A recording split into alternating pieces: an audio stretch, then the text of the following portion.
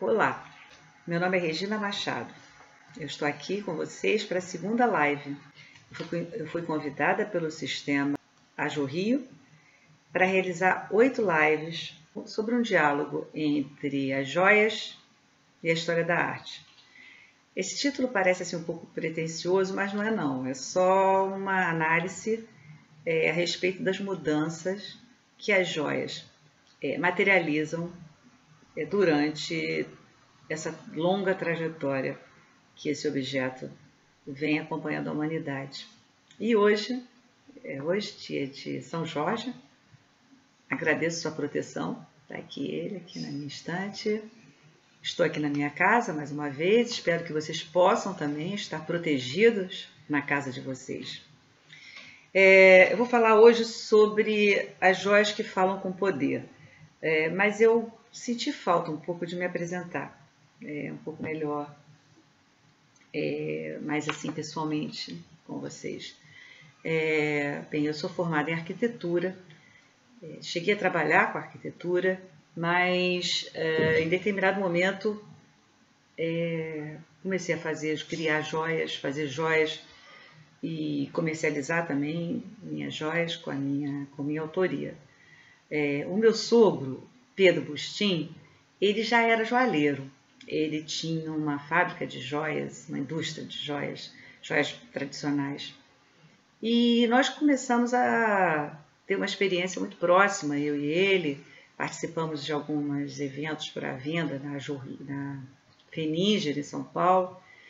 E em determinado momento eu fui convidada pelo Instituto Brasileiro de Gemas e Metais Preciosos, IBGM, para participar de uma equipe de designers que pensariam as questões sobre as tendências para trabalhar essas mudanças do gosto junto os joalheiros e empresários do setor aqui no Brasil. E eu fiz esse trabalho durante bastante tempo, de 2001 a 2015. Eu tive essa oportunidade maravilhosa na vida, que era observar as joias.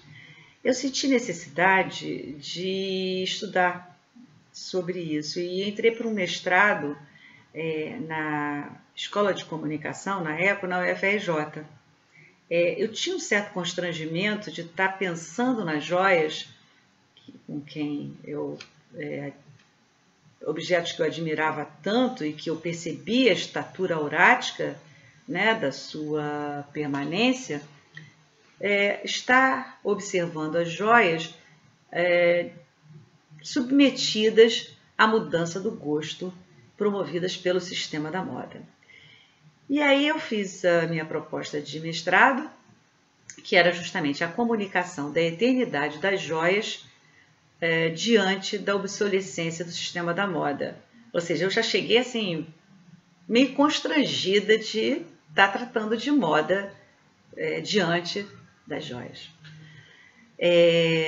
Mas durante a minha pesquisa, eu percebi, eu deixei de ficar constrangida com relação à moda. Afinal de contas, os objetos e os sistemas, eles têm funções muito diferentes. E justamente lendo um livro pequeno, de fácil acesso a todo mundo, um livro chamado Modernidade, escrito pelo Baudelaire. Baudelaire era um crítico de arte, um poeta, um dandy, que pesquisava as mudanças das cidades modernas e entregaram para Baudelaire gravuras de moda. E ele, olhando as gravuras de moda, ele era amigo dos impressionistas, ele tratava a questão do efêmero, da impressão do momento. Ele, olhando as gravuras de moda, ele falou: elas são bonitas, mas para além da beleza, o que me apraz encontrar nelas é a moral, os desejos e as paixões de uma época. Então, aí eu baixei a minha bola com relação à moda e entendi melhor que apesar das joias terem essa estatura de permanência, esse diálogo intermediado entre as joias e a moda é um diálogo também muito interessante. Bem, então eu hoje vou falar sobre as joias que falam com poder. Na primeira live eu falei das joias que falam com os deuses. Eu não vou deixar nunca de me referir à joalheria egípcia. A joalheria egípcia é uma referência, é uma escola fundamental para o pensamento da joalheria, né?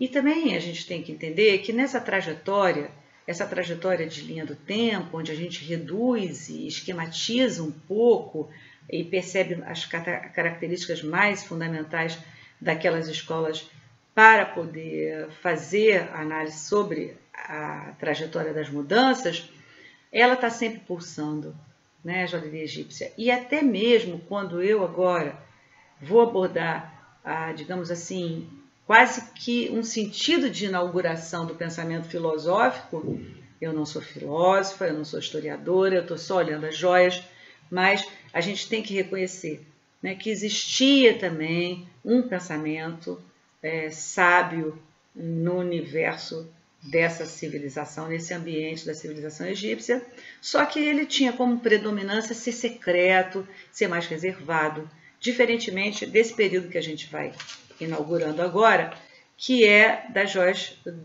do período greco-romano. O período greco-romano é um período considerado um período referência, berço para a civilização ocidental, a antiguidade clássica. O clássico é um adjetivo que é um grau máximo de desenvolvimento. E tem um período, assim, claro que essa história antiga, ela não tem como ser fixada numa linha do tempo de forma muito rígida, mas ele é um período digno de imitação, o clássico, né? E que considera-se ter permanecido entre o século V a.C. até o segundo século depois de Cristo. Ele cobre a história da Grécia Antiga até a Roma Antiga. Mas me interessa muito trabalhar com a ideia do clássico, pensando no sentido que o historiador Eric Hobsbawm tratou o clássico. Ele diz que o clássico ele tem um vínculo secreto com o espírito da sua época. O clássico é um conceito com o qual dialogamos por toda a trajetória da cultura ocidental. E é justamente esse estilo que a gente vai estar percebendo aqui, dialogando com ele, né? Bem, se compararmos a joalheria egípcia, que durou para mais de 3.000 anos, talvez 5.000 anos, e nós não percebemos mudanças importantes, estéticas, vamos dizer, na ourivesaria, né?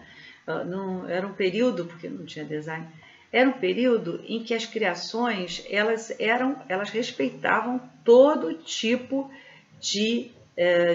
do universo simbólico criado pelo saber dos sacerdotes.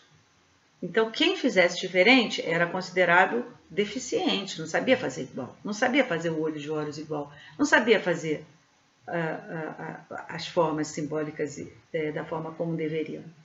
E hoje, a gente é importante pensar, hoje quem faz igual é que é deficiente. Mas entre esse momento de hoje e aquele passado do Egito, a joalheria greco-romana ela já começa a incorporar mudanças, né? Não só no olhar da observação, que não é reservado mais aos sábios sacerdotes, a observação do mundo e das leis da natureza, elas são disponibilizadas por um olhar filosófico e que incorpora observações e capacidades de representações tridimensionais, percepções e entendimentos sobre o corpo humano, que vão ser depois retrabalhadas no Renascimento e são até hoje referência para a nossa investigação. Mas o período clássico, me ligando aqui no texto, não dá tempo, né? É pouco tempo que a gente tem para falar, ele se caracteriza pelo início dessa reflexão filosófica a respeito do mundo. E essa civilização busca pelo conhecimento, pela busca do conhecimento, foi realizada sem intermediação religiosa, quer dizer, era o próprio artista ou filósofo que realizava essas observações. E aí tem uma característica interessante, porque ela era movida pelo pensamento racional. E lembra, o pensamento racional, ele é universal e eterno. Ele é familiar, a gente consegue entender ele, né? O que a gente não tem acesso é o pensamento simbólico, que ele é restrito, o sentido dele está restrito àquela cultura, né? Então, quando a gente vê na imagem número 2 uma reconstrução de uma imagem do que teria sido Atenas no século 435 a.C., ela é muito familiar. A distribuição dos pilares que a gente vê, ela tem uma lógica, é a distribuição do peso, né? A circulação funcional, toda a lógica dessa arquitetura, ela nos é muito familiar, ela é universal, ela é de fácil acesso, diferentemente dos mistérios da arquitetura egípcia, né? Da sua forma piramidal. Água. Ainda não é happy hour. Não é nem chá, nem happy hour, é água. Bem, então a arquitetura de Atenas, ela expressa o avanço do pensamento humano na criação de soluções estruturais, não há mistérios. O desenvolvimento cognitivo a respeito da natureza, incluindo a humana, possibilitou a realização das representações tridimensionais e a excepcional capacidade escultórica do estilo. A gente olhando essa imagem número 3, a gente vê assim, olha, o corpo orgânico estava aí, estava entendido aí, né? Não era aquele corpo simbólico daquelas esculturas que representavam, né, o lugar do faraó. Não, era justamente fruto da observação do olhar humano, né? Foi fruto dessa civilização, justamente desse pensar racional, a construção de estradas com o escoamento perfeito, os aquedutos que são patrimônio da humanidade nas cidades até hoje, a capacidade de pensar projectualmente, de fazer projeto, né? Então, um outro exemplo importante de arquitetura é o Coliseu. Se vocês olharem, eu gosto muito de ver os vídeos do History Channel, vejam só a construção do Coliseu, é fantástico, porque eles usaram um conceito absolutamente racional do módulo. Foi a partir de um módulo do arco, repetido, se não me engano, 80 vezes em cada andar, que eles realizaram todo o conceito do prédio, né? Então, todo um pensamento que consegue pensar previamente e resolver de forma precisa a sua arquitetura. E a joalheria, como eu falei, ela absorveu mudanças. Então, o período, segundo os historiadores, claro, sem nenhum rigor histórico do ponto de vista do ano, mas em torno de 600 a.C., ele tinha uma característica mais arcaica. Então, sofria ainda influências da joalheria e da arte egípcia. Nessa imagem que está aqui, tem quase que uma figura egípcia, mas já com uma rosácea, que é uma forma inaugurada pela joalheria greco-romana. O período 450 a.C. já é o período chamado clássico, é o auge do refinamento, da depuração, né, da predominância, né, de uma essência clássica que dura até hoje e tem, então, como característica da joalheria, diademas com finas folhas de ouro, a estatuária e os camafeus. Os brincos da imagem 5 e 6, tanto o brinco como o colar, são exemplos importantes. Tanto o brinco com a forma de barco, acho importante a gente perceber que essa forma já foi inaugurada há tanto tempo. E também o colar, que tem todo um segmento de rosáceas com articulações, bem sofisticado essa estrutura, com pingente que já tem formas de estatuárias, né, que são cabeças humanas. É muito importante a gente perceber que com a riqueza, né, desse império, que se transforma no Império Romano, desse período, muitas gemas foram incorporadas por conta da dominação de novos territórios a essa joalheria. Então, a gente vê aqui na imagem 7 e 8, um anel, uma aliança importante com cinzelado, vê também um anel com gemas. As gemas, diferentemente do que se fazia, o uso simbólico das gemas no universo da joalheria egípcia, aqui as gemas são aproveitadas na sua integridade. Uma pouca lapidação, um cabuchão suave e uma lapidação que hoje aqui a gente chama de lapidação inglesa, simplesmente mostrando as gemas. Aqui também na número 7 nós temos um brinco chamado, a gente entende como um conceito de luminária, de lustre, que ele foi depois reutilizado e já tinha sido inaugurado aqui. Temos mais imagens do uso das gemas nas joias das imagens 9 e 10, né? Algumas gemas importantes, como granadas, esmeraldas, rubis, mas também na imagem 11 e 12, a gente vê assim, a predominância da estatuária, não só, né, na arte do período, aqui no caso Vênus de Milos, nada mais nada menos do que ela, como também num anel que remete a essa referência. E são vários exemplos de anéis com essa forma elíptica e com a estatuária ao centro.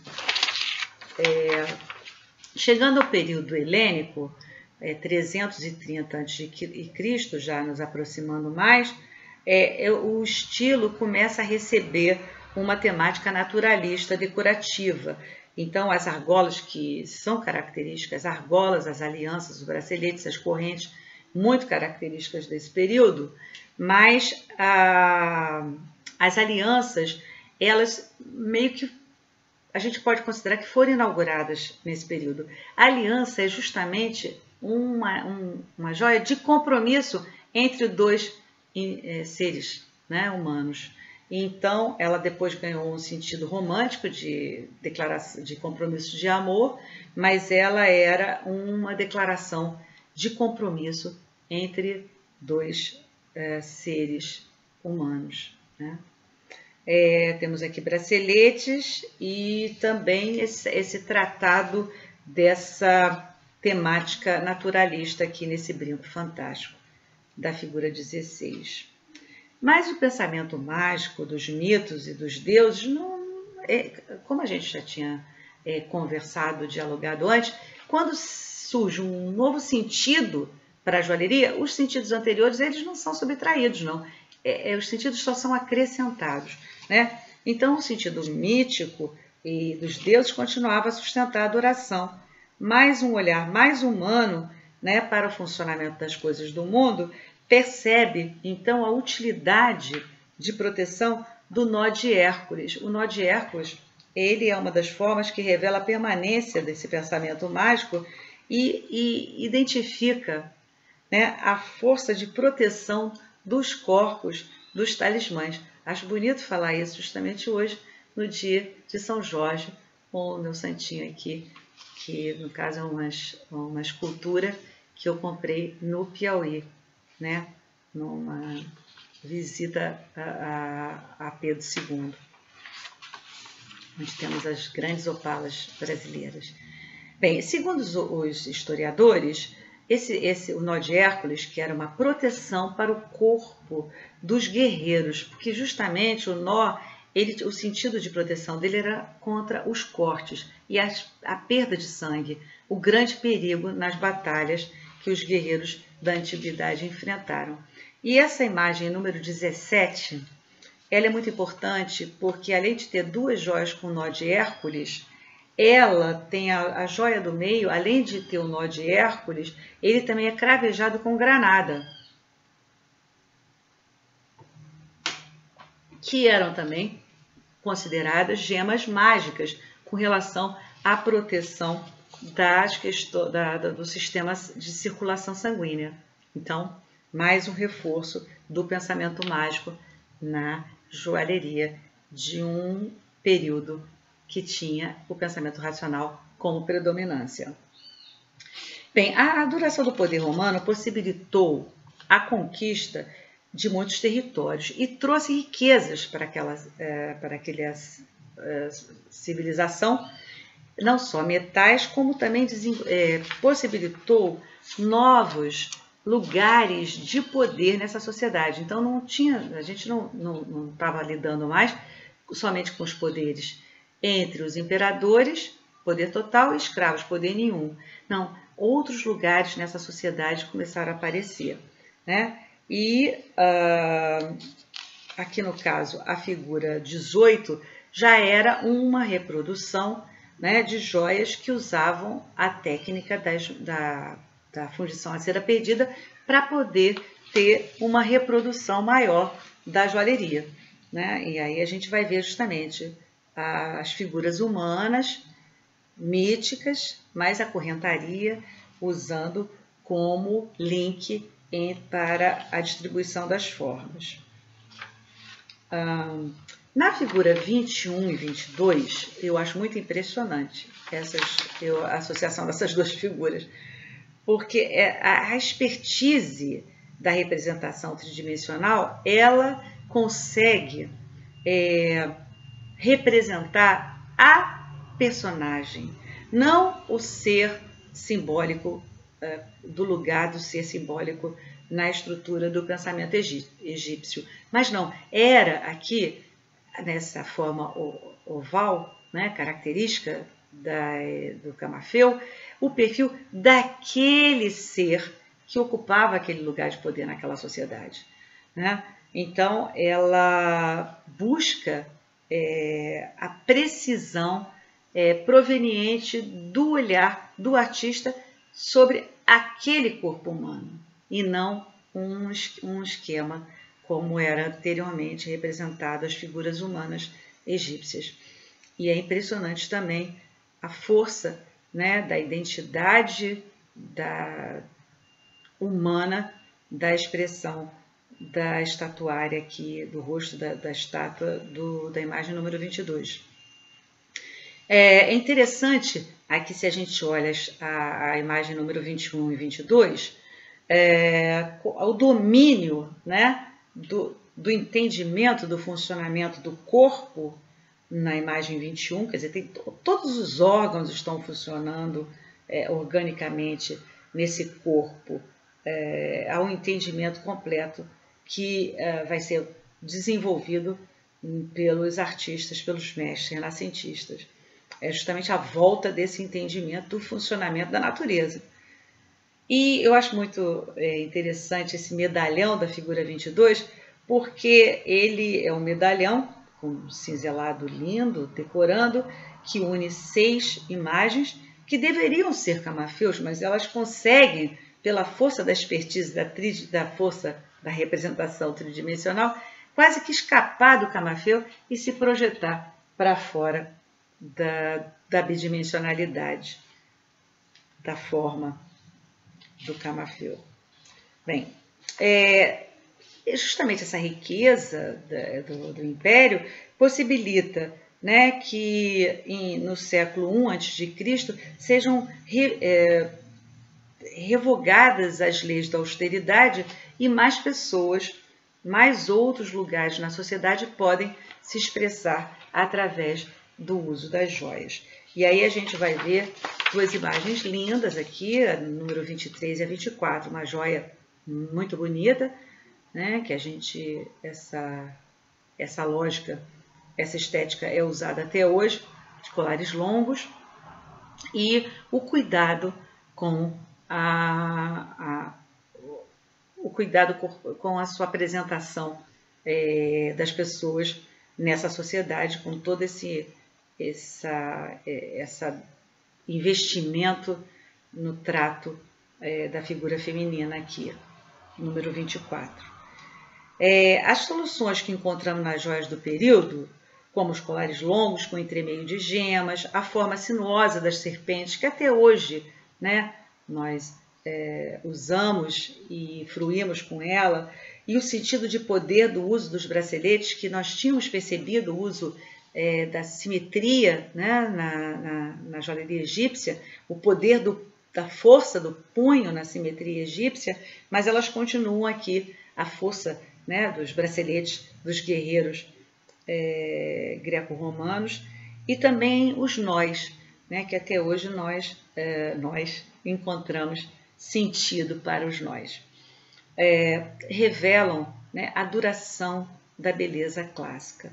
Ela tem uma estatura realmente de permanência que até hoje, nós podemos ver aqui nas imagens 25, 26, 27, 28 e 29, como nós entendemos essa beleza, como ela não envelhece, como ela não é submetida ao gosto, né, pelo tempo.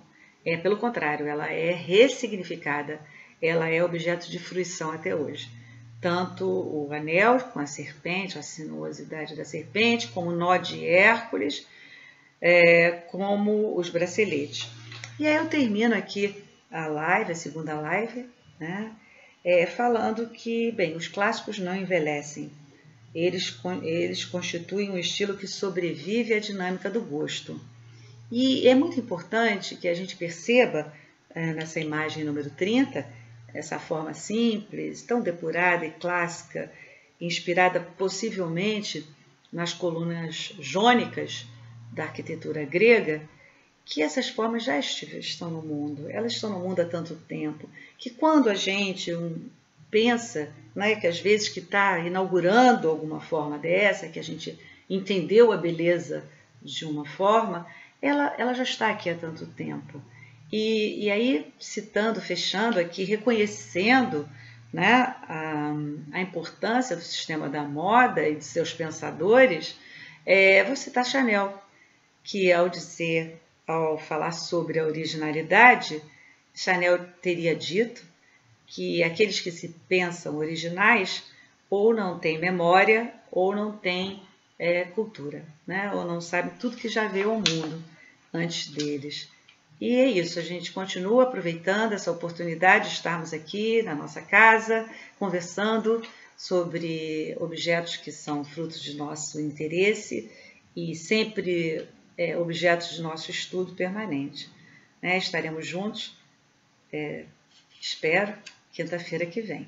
Fiquem bem e se cuidem. Até lá.